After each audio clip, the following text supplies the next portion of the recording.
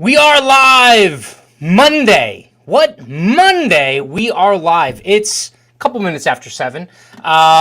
This is part of the new thing, man. This week we are going 5 nights a week at 7 p.m. How you like them apples? This is going to be a weekly thing. Monday through Friday. We are coming at you at 7 p.m. I am coming at you at 7 p.m. For those of you who are new, who have never seen this broadcast, my name is Matt. This is Why Libertarian. As usual, please help out the algorithm. Like, comment, subscribe, share, hit the notification bell, retweet.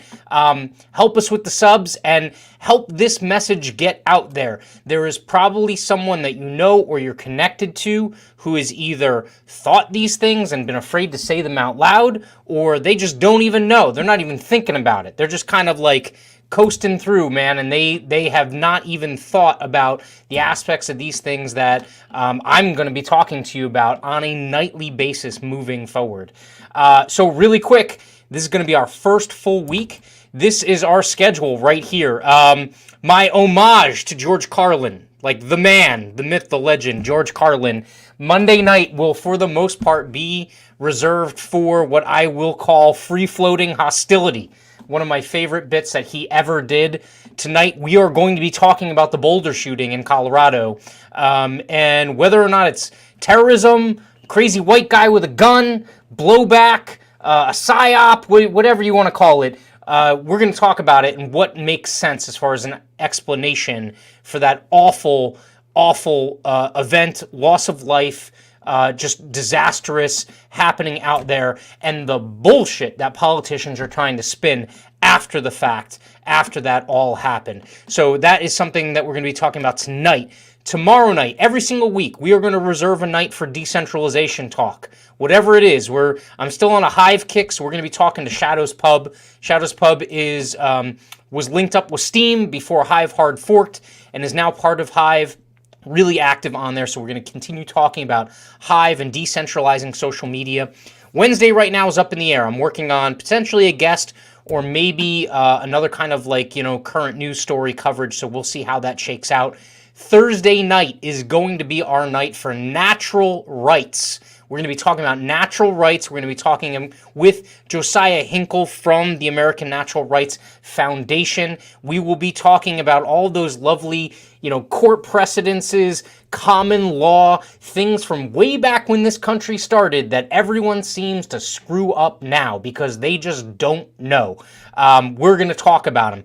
It's going to be impactful, little bite-sized pieces of how the law is just screwed up, misapplied. People make shit up on the fly all the time. So we're going to be setting that record straight every Thursday night. And then Friday night, awesome. Our first guest, again, this is an asterisk whether or not Wednesday shakes out or not, but Martha Bueno from I'm going to screw up the name of her program. I will get it down by the time that we go live with Martha. But we are going to be talking about essentially Latinos and their fight within or for the liberty movement here in the United States, but also abroad. Like, this is a national, but also an international thing. I think you're seeing libertarianism and liberty rise up in a ton of places. There are a ton of people that are waking up, and it is not just relegated to the United States. So we're going to be talking about Martha. She's also in the middle of a race, political race, so we're going to be talking about that as well and trying to find out how we can help her out. All right, so a quick reminder, we do take live questions, comments, feedback, whatever. Dan over at Blue Star, I love free-floating hostility. That's good. You're going to get a little bit tonight. Most of the time, it's going to be directed at politicians. I'll tell you that much right now. But yes, yeah, an homage to George. Matt McAndrew saying, get some. Oh, you're going to get some tonight. Let's go. Let's get to it. And Used Battery was the first one out of the gate. I saw Used Battery sitting there waiting before I went live, so thank you very much for hanging around and checking out the program. So here's what we're going to start with. I'm going to give you a little bit of a background on, again, an awful event that happened basically a week ago now, and it was something that was... I don't know if I would call it avoidable. In fact, I don't think it was avoidable. I think it was going to happen. The question becomes why, right? Like, the important question, it's in the damn name of the show. Why, right? Like, why is the important thing to ask? Immediately after, you've seen all kinds of reactions. We'll go through that. But so let me get the right set of screens up here so I can show you all what I'm looking at as I go through this analysis here. All right, so here we go. All right. This is the dude in question, all right? The guy who immediately after this event was referred to as a mad white guy with a gun, right? Typical for the corporate media to be labeling it as that. But let's find out. Were they right? Was it correct? I think most people know that answer. But this is Ahmad Aliwi Alisa, all right? He has a couple other names that he goes by, but this is Ahmad. He's 21 years old, or was 21 years old at the time of the shooting. Born in Syria in 1999. This is important. Born in Syria in 1999, came to the United States as a toddler, and is now considered a U.S. citizen, which is how he was able to get a firearm legally. He passed a background check. I'm going to repeat that again. He passed a background check when he bought an AR-style rifle. Actually, it wasn't even a rifle, but an AR-style firearm on March 16th. That background check in Colorado, because Colorado is fairly blue, is part of the universal background check system that they are trying to pass in Washington, D.C. right now. That's right. This guy passed what will be the universal background check to get this firearm a week before he does this sinister shit. He was rumored, I don't know if I've seen any actual evidence of this, but he was rumored to have been on an FBI watch list before this thing happened. 6 days after he purchases the firearm, he walks into the, what was the name of this place? King Supers in Boulder, Colorado, basically a grocery store, I believe, and kills 10 people. He spent 40 minutes inside, okay? The reports that I saw said that from some of the people who survived it, they said that he was laughing during the incident. Like laughing. Not serious, not like freaking yelling and screaming. Laughing during the incident. Police entered multiple times before he finally surrendered. I think he got shot in the leg. He actually ends up undressing at one point for some reason. I forget if that was at the request or mandate of the police officers that responded. But he was injured, eventually gives himself up to the police officers and is walked out, given first aid treatment, and then taken into custody. So let's talk about this. In 2018, so everyone wants to say that, oh, well, like, you know, this is just another situation where someone got a firearm and they were mad at the world, or they were mad at a certain race or something like that, and that's why they decided to perpetrate this. Complete well, I mean, it's bullshit from the standpoint of it doesn't reach or it doesn't hold water in terms of the identity politics piece of this. But so everyone starts combing through his background, right? They want to know what caused this maniac to do this, right? Well, in 2018, he had an incident. Now, remember, dude's 21, right? 2018, he was back in high school. He has an incident where he's convicted of a misdemeanor assault because he basically punches a kid, all right? Well, why did he do that? He says that he was being bullied because of his name and because of his faith. Interestingly enough, as you could probably assume from his name, he is Muslim. He is Muslim, and he was bullied in school. He punches a kid in the face and gets convicted of misdemeanor assault. Something also to note, when you're convicted of misdemeanor assault, it is not a felony, and so when you go through the universal background check, again, that's trying to be mandated universally by DC, it doesn't kick you out of the system, right? It's not a felony. It was just a misdemeanor, all right? In a phone interview with the Daily Beast, the suspect's older brother described him as paranoid and antisocial, all right? Seems like he's fits the bill of someone who's got some mental issues going on, right? He told the outlet he was sure the shooting was not at all was not a political statement. It was mental illness. All right, so I mean, I can take the brother at his word, right, and say that, all right, it's not a political statement, it's mental illness, he was crazy. But then here we go with a friend of the suspect who basically is quoted as saying, he talked about how Muslims were all treated horribly. They weren't treated equally as everybody else. Just because how their names were spelled, they were putting a frame on him that he was ISIS, meaning they were basically in school saying that he was a member of ISIS. Just because of how his name was spelled and where he's from. That's not right. And I could see where he's coming from, but I just don't know why he would choose this way to get his point across. And then on his Facebook page, he basically wrote, trying to make the world a better place.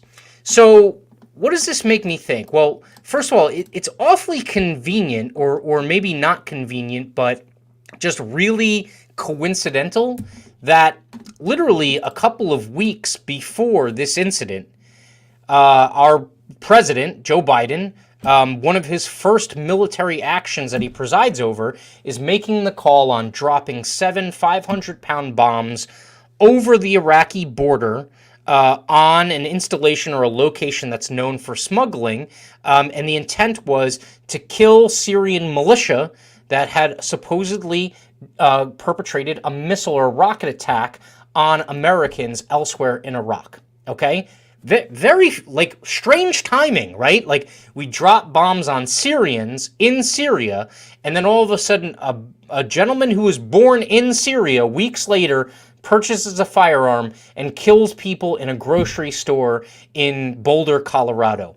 Really odd, right? I mean, like, I'm not saying blowback, blowback, blowback. Like, that's what it sounds like, right? Like, that's exactly what it sounds like. But let's dig a little bit deeper here. First of all, before we get to the actual, like, what I think makes this blowback, let's look at what happened immediately after this. Okay, the first response from the media is basically corporate media, as well as everyone who's on the left progressive NPC side of the spectrum, is angry white dude with a gun kills a bunch of people, right? He's Syrian, but, you know, we're not going to wait for that. He has light complexion. He's a white dude, all right? What happens? Oh, USA Today, the race and inclusion editor was fired for controversial tweets about the Boulder shooting. Well, what did she say?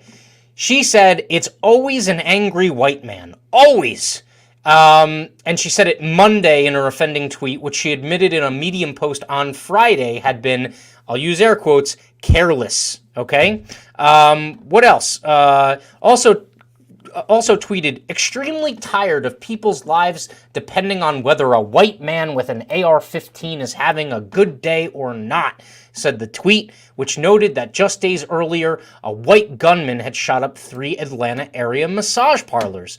Interesting. It's always like the white dude with the gun, and it's just because he's white and mad. Like, do we care about whether or not he's white? Like, why he's mad? Like, what ticked him off? No, it's just he's white, he's got a gun. We need to basically say that all white men are bad and all guns are bad. And that's it. We just get rid of all the white men, all the guns. This fixes the problem, right? Well, no, not quite. Not if you're not asking the why question, okay? Again, the why question is one of the most important questions that we can be asking. Well, what happens? Well, you got a ton of people sitting there shouting, white guy with a gun. What's the next step? Oh, Colorado state lawmakers decide that this is the time to start pushing through more gun reform, or at the very least, it was probably on the table, but now we have the momentum. There's public will to push through gun reform. So let's do even more of it, which, by the way, again, we hit the major points. Background check, didn't pull him out of the system, okay? Dude had a misdemeanor, not a felony, all right? On top of that, he actually went through the process of getting the firearm, okay?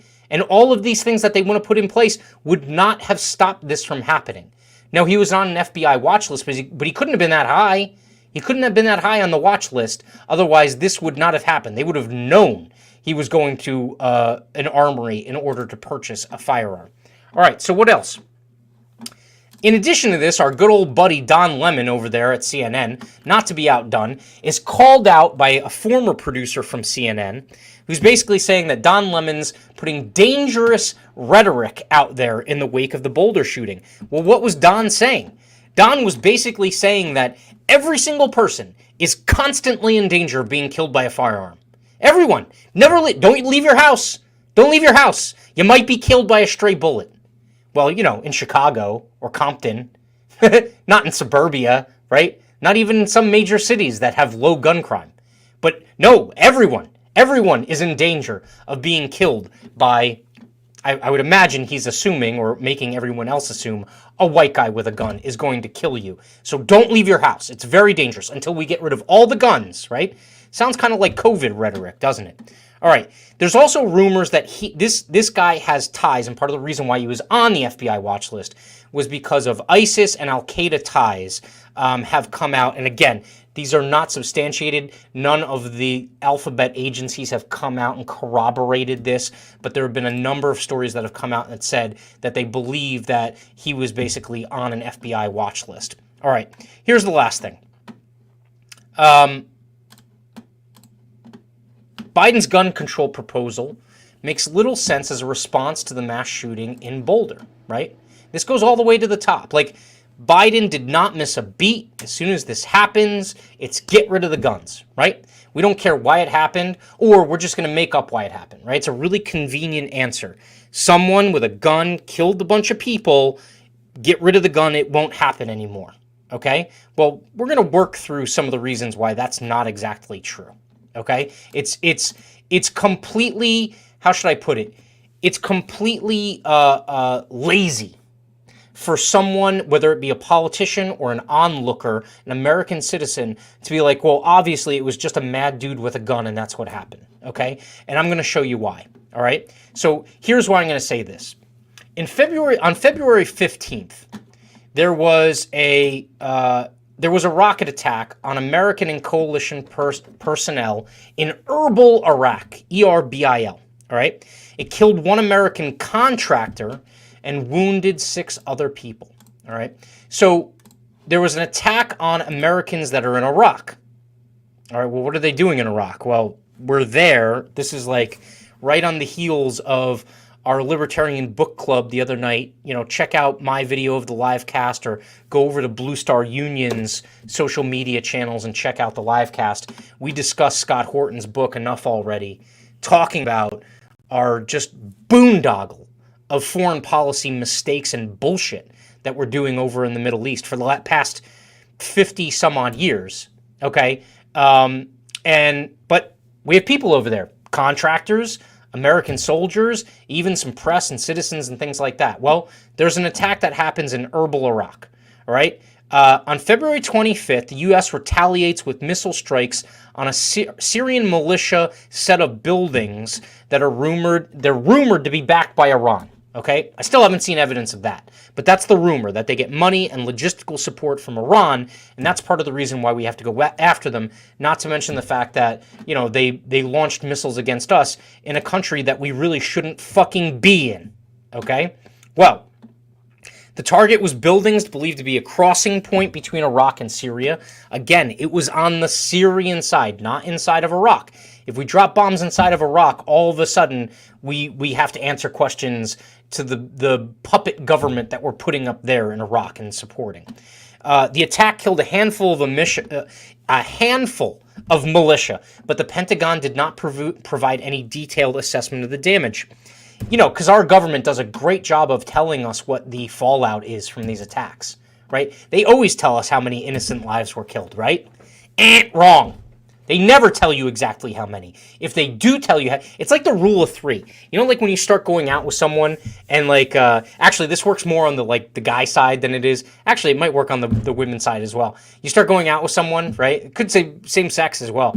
And you're like, you know, how many partners have you been with in the past? And they're like, you know, dude's always like, oh, 6. Well, the rule of 3 means you divide by 3, so it's probably only 2, right? And then the male side of it, again, this is like the pessimistic, misogynistic side of it, is like if she says 1, it's 3, right? Like that's always the thing. Well, that's the thing with the United States when they're telling you how many innocent people have been killed. If it's like a little, expect like at least 3 times as much, okay? Well, they're not professing that any innocent people were killed in this, but they do know that, you know, a handful of militia were killed. All right, so let's think about this. A couple of weeks before this dude shoots up a grocery store in Boulder, Colorado, a guy who was born in Syria, who had been kicked around and bullied in high school because of his name, his nationality, and his religion, so much so that he had acted out and punched someone in the face and been convicted of a misdemeanor, goes and shoots up this grocery store in Boulder, Colorado, like weeks after we drop bombs inside of Syria, all right? And this comes on the tail of us dropping bombs inside of Syria previously. Like, this isn't the first time. Like, this is just yet another example of us dropping bombs inside of Syria.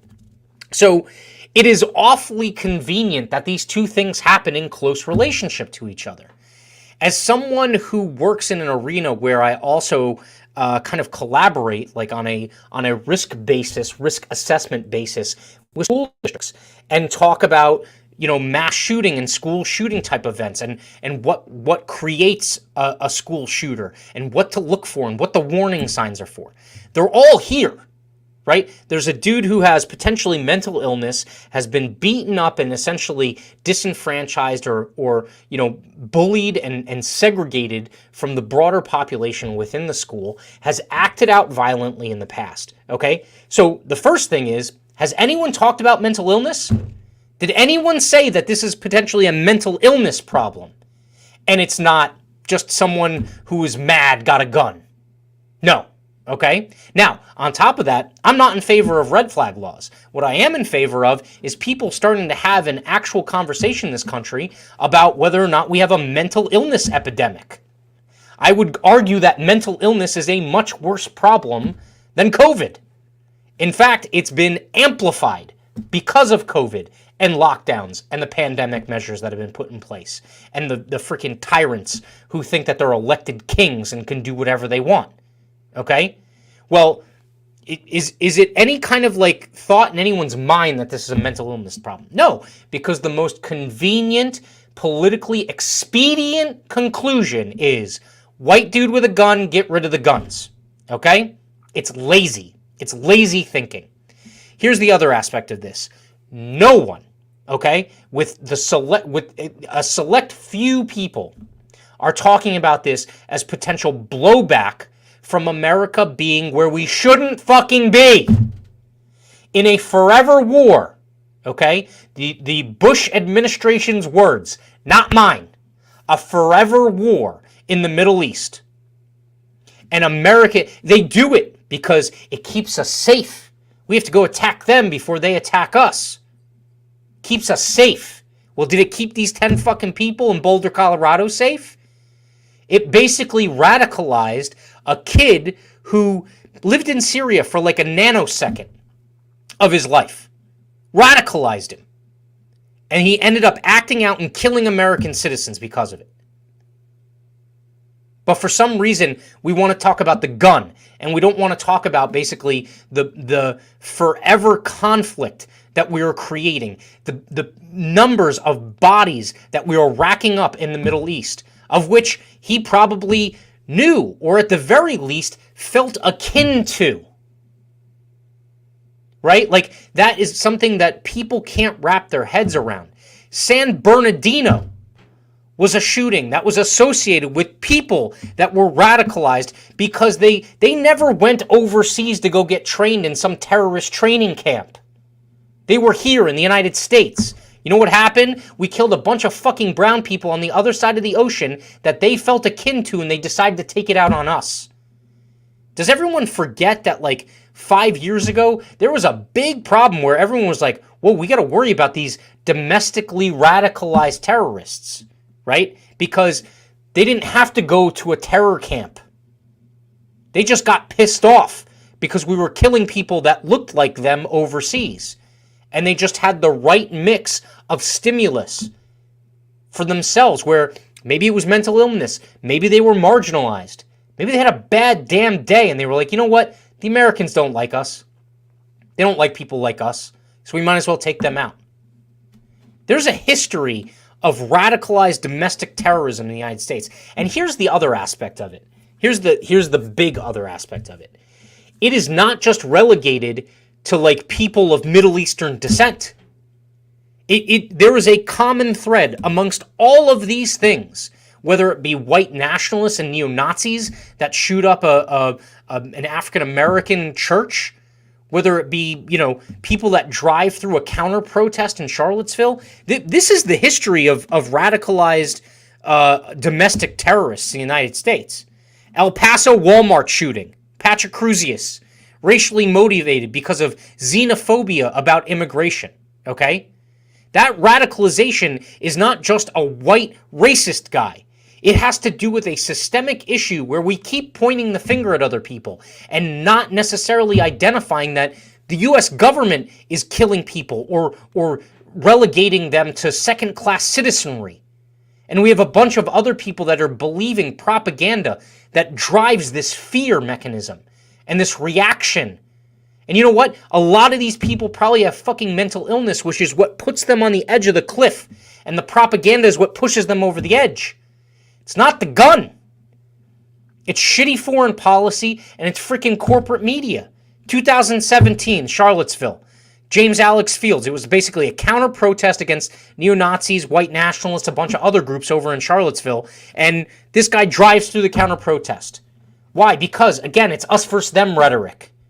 Dude was probably off his freaking gourd, too. 2017, congressional baseball shooting. This spans the aisle, folks. It's not just right-wing. It's not just left-wing. Congressional baseball shooting, James Thomas Hodgkinson. Extreme Trump derangement syndrome. Extreme.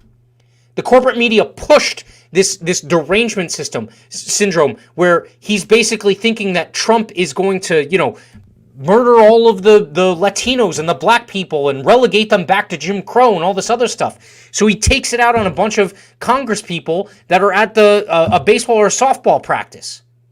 It's on both sides, folks. The Orlando nightclub shooting, Omar Mateen. He had ties to Saudi Arabia and the UAE. And he had trips that were investigated by the FBI. And he was potentially bi or gay. And there is evidence that because he couldn't put the pieces together in terms of his sexuality versus his religious beliefs, that's what pushed him over the edge. Okay? This is not guns. Not to mention the fact that, just thinking of the fact that he had ties to Saudi Arabia, what also does this make you think about? Fucking 9/11. 9/11 happens. Most of the plane hijackers come from Saudi Arabia. Did we drop one goddamn bomb in Saudi Arabia? No. Now, we went after the guy who was the engineer of it, but you know what? The architect of it, but you know what? We let him go. It's right here. First 50 pages. We let him go.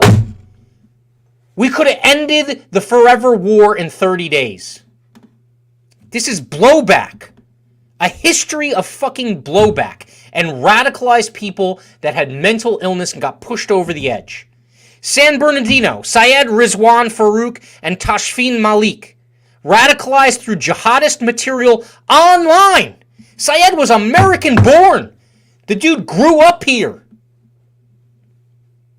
Something else that's in the book, read the book, is that people in the Middle East do not abide by border lines that were drawn by white imperialists. They don't. They identify with tribes or religion or cultural background and history. Those lines were drawn arbitrarily. They don't abide by that. Part of the reason why the Saudis were recruited by Osama bin Laden was because they felt that Islamic people were being hurt and killed throughout the country. And so they became radicalized. You know what we did? We took a small little ember and poured fucking napalm on it. We gave them all the propaganda that they could handle. And 100 Al-Qaeda became 100,000. What else? Charleston church shooting, Dylan Roof, white supremacist. Again, white supremacists had this down, right? Like, they knew how to do this. Find the most unhinged among them, pump them with propaganda, push them over the edge of the cliff. Cartoon drawing contest shooting. This was 2015, Elton Simpson and Nadir Sufi. 2013, here's the other one. Take the guns. It'll stop it. People will stop dying. 2013, Boston Marathon bombing. Djokovar Tsarnaev and Tamerlan Tsarnaev, the brothers. What did they use? They defended themselves with guns afterward, but what did they use during the bombing? Fucking pressure cookers, man. You gonna bomb pressure cookers? This is blowback. This isn't problems with guns. This isn't problems, it's problems with mental illness, and it's problems with the fact that we keep giving bad people material to radicalize other people that are unstable. That's what we do. We give them every justification.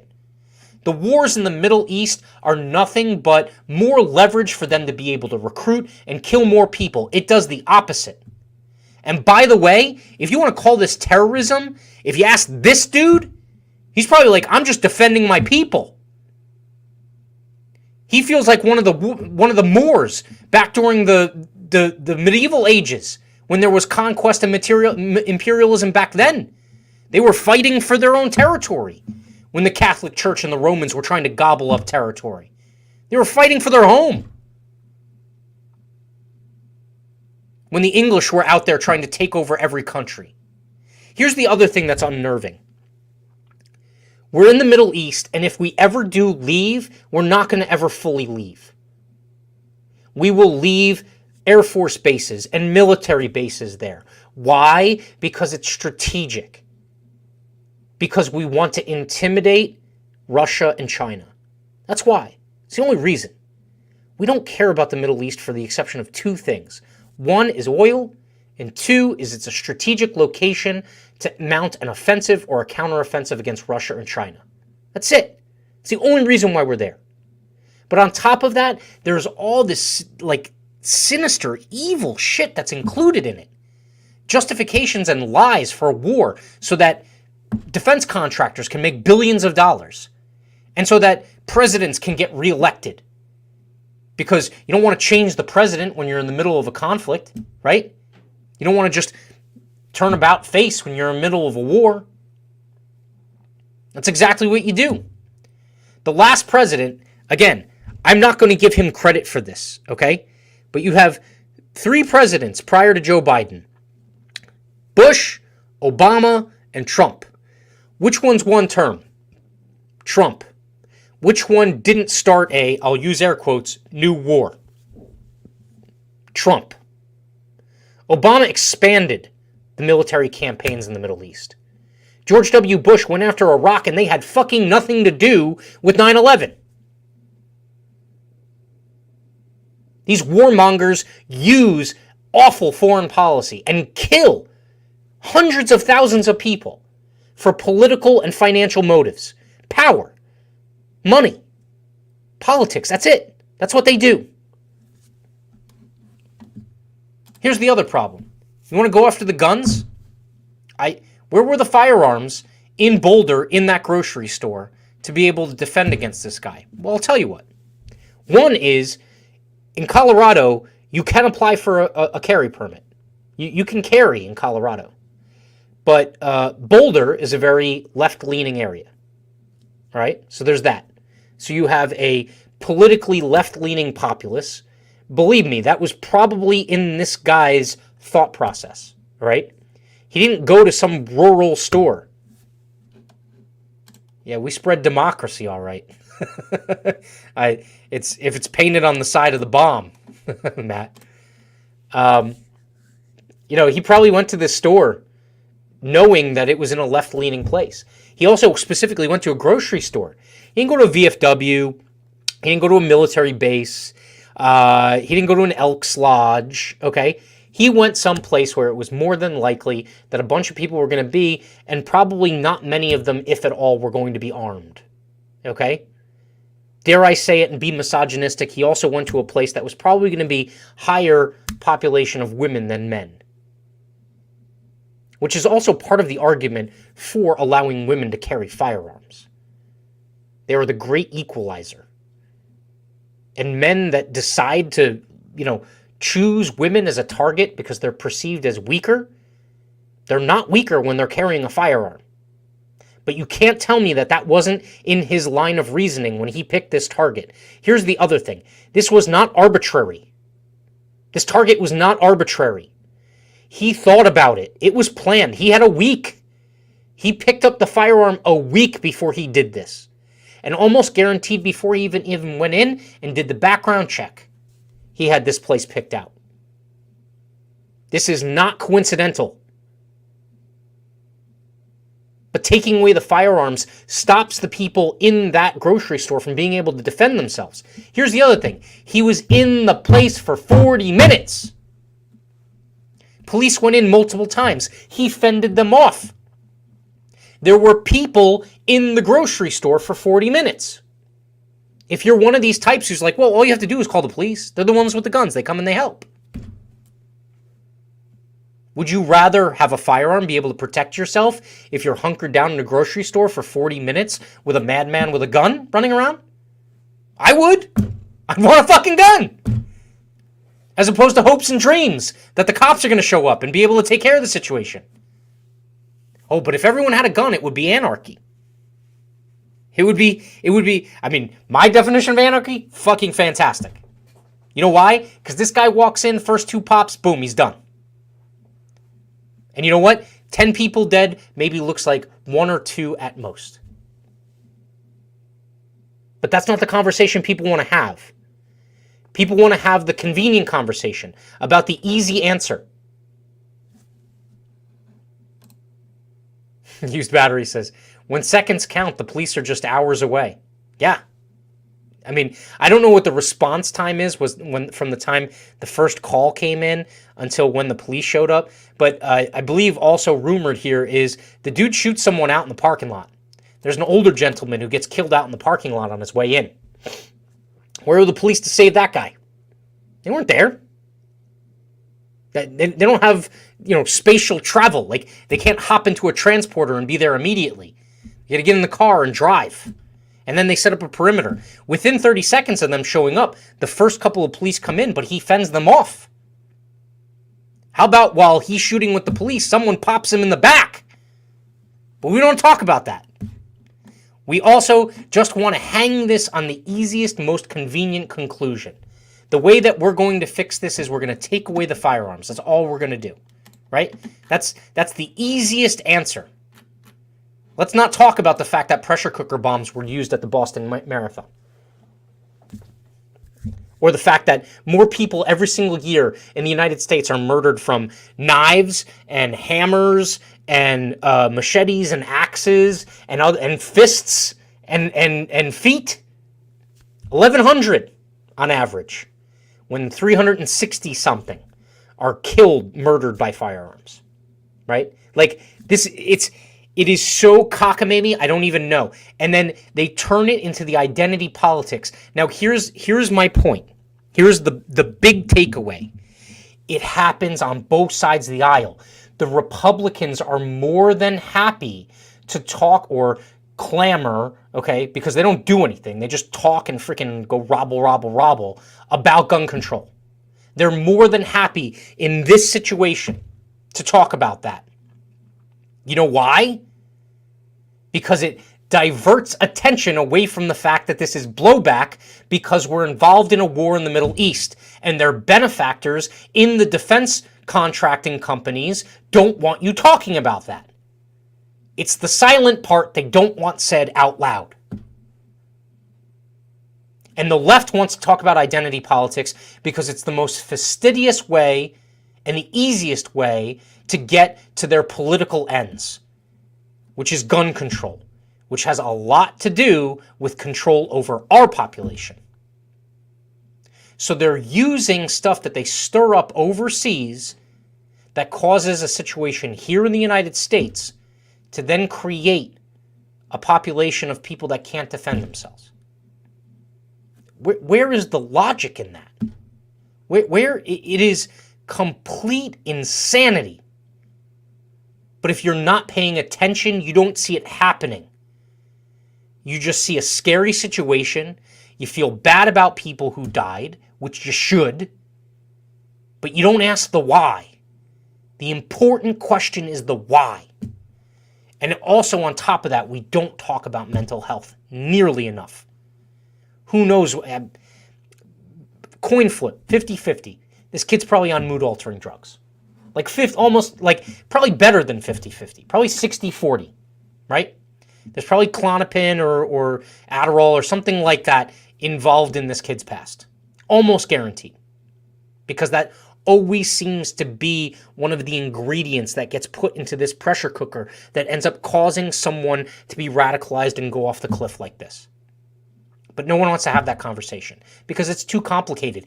You can't fit it into an article headline or a byline in a newspaper or into a digital click for pay situation.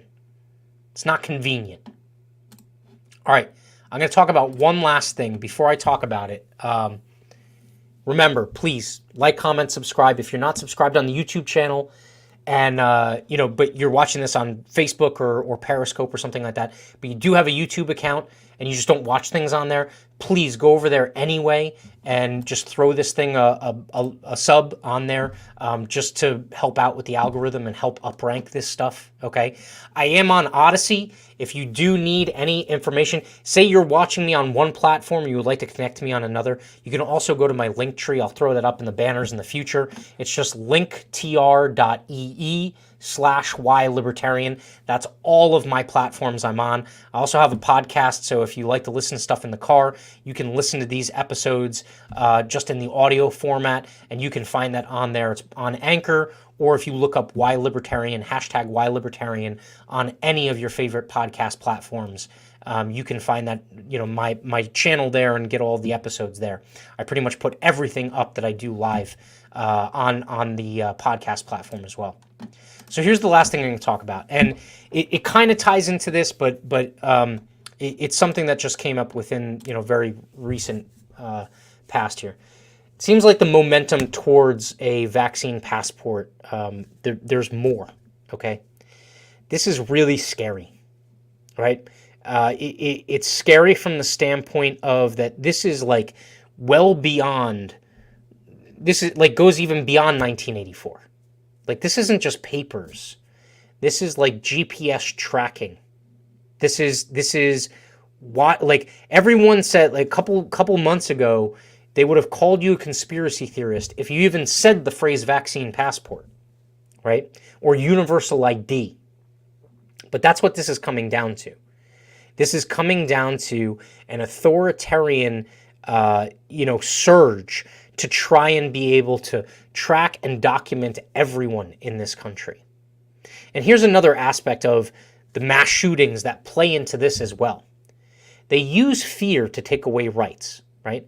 They use mass shootings, they use the pandemic and sickness and illness and things like that to take away rights and freedoms. And they do it in the form of things like the Patriot Act and the NDAA, and basically intelligence agencies being able to spy on you despite the fact that it's illegal, but they do it anyway because they never get brought up on charges, because the folks that would bring them up on charges are also the ones that they go to work with every single day. They don't self-police. It's in their best interest to continue to do this sinister stuff. Well, the vaccine passport is just the most recent iteration of this, right? Dan saying, we can't let the terrorists win. Dude, we're letting them win, man. I'm like, I know you mean this ironically, but I mean, they're winning, man. This is the future they wanted for us. They knew they couldn't overpower us. So they knew we had to eat ourselves. We had to eat our own young. That's what they've done. That's what they've inspired in us. But every single chance, they are going to use something that might not even be related to take away rights and freedoms and increase their control over everyone in this country. The pandemic is no different. Mass shootings are no different. The vaccine passport is an abomination. It is something that it is so evil and vile that I can't believe it even came out of anyone's mouths. I can't even begin to explain what would have happened to especially politicians that uttered things like this back in the 1780s. Right after this country was formed. Could you imagine? If they said, oh, we want everyone to have a piece of paper so that they can track whether or not they're allowed into a public place or not. Here's the other thing that's sinister about it. Eric D. July talks about this, and he's been talking about it for a while. The dude's on point. He is as based as it gets. He sees the future before it happens. This stuff is not going to be obligated, right? So what's the big point, Matt? Vaccine passport's not obligated. It's not going to be a law that you have to have one in order to go places. Here's where that breaks down. This happens with firearms all the time. We talk about Dan at Blue Star. Go to bluestarunion.com, throw him a donation, $5, $10. The guy does the Lord's work when it comes to civil liberties here in New Jersey. The problem is they are going to take this thing and they are going to attach federal and state funding to it. Meaning if you are a business, a private organization, a nonprofit, a public organization, they are going to cut off your funding if you don't require it. So it is a de facto requirement. It's kind of like how New Jersey de facto bans concealed carry. They'll tell you it's still possible because there's a path to get there. It's the most convoluted, ridiculous, insane path to get there, and almost no one ever gets to the finish line unless they're a retired police officer. It's the same deal. They're going to give you a vaccine passport, or they're going to give you the option, air quotes, option for a vaccine passport. And then they're going to tell all of these various organizations that are a part of the connected, centralized, controlled society that we're in, that they have to require it, or they're going to cut off their funding, or cut off their tax credits, or cut off their grants. It's going to happen. This is the hill we need to die on. I don't care if you consider yourself an ANCAP. I don't care if you consider yourself a libertarian, big L, small l. I don't care if you consider yourself politically agnostic. This affects you. It affects your children. It will affect your children's children. This is the final element of a police state. I'm going to say this again. It's the final element. Being able to catalog and track every single man, woman, and child in this country for any reason is the final piece in an authoritarian police state, the likes of which exists in North Korea right now. This is the tipping point. Dan knows it. It is the tipping point. I'm not kidding. This is the hill that we die on. I'm always asking the question, how much is too much? Or the other side of it is, how much do you have to lose before you feel like there's nothing left to be lost, so you might as well finally put up a fight? How much? I can tell you for most people, this is it. This is it. They've already created a society full of people, 2/3 of which don't feel the need to protect themselves. Now they're going to brand the cattle. They're going to put the tag in your ear. That's what this shit is. So that when it's time to go to the slaughterhouse, they just have to go 441, 447, 617. Those ones go to the House and don't come back. They will eliminate you from centralized society. They will basically subjugate you and put you into second-class citizen status if you do not follow along. But the whole while, they will hide behind this curtain of it's optional. You don't have to do it if you want. But there are already people saying the quiet part out loud. They're saying, I don't have a problem if people are basically eliminated from being able to go to the places that everyone else is able to go if they don't get this COVID vaccine. And if you think that it's just the COVID vaccine, you are a fucking moron. It will not be just the COVID vaccine. And I got news for you. If you're okay with vaccines, it won't be just vaccines. It will be everything. They want to control everything. Because the moment they control everything is the moment you can't fight back. Or maybe you don't know how to. And you don't have the means to. Why does a dude in Syria come to the United States as a kid? He should think of himself as a U.S. citizen, shoots up a bunch of U.S. citizens. Within weeks of bombs being dropped in Syria. Why? They are linked, people. We aren't any different. All the people that are for equality and inclusion and equity, we are no different than the poor person who lives in the Middle East that your taxes pay to bomb and kill every single day of the week. And it is evidenced here in the United States. And we fall back on these convenient conclusions that, oh, we just have to get rid of the guns. We'll be safer then. We have to drop the bombs in other countries. We'll be safer then. We just have to manipulate our currency because we'll be safer then. We just have to go with the passport because we'll be safer. I won't have to worry about all these other people potentially hurting me and killing me.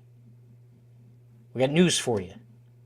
The people that are going to hurt and kill you are more likely to be from the government than anywhere else.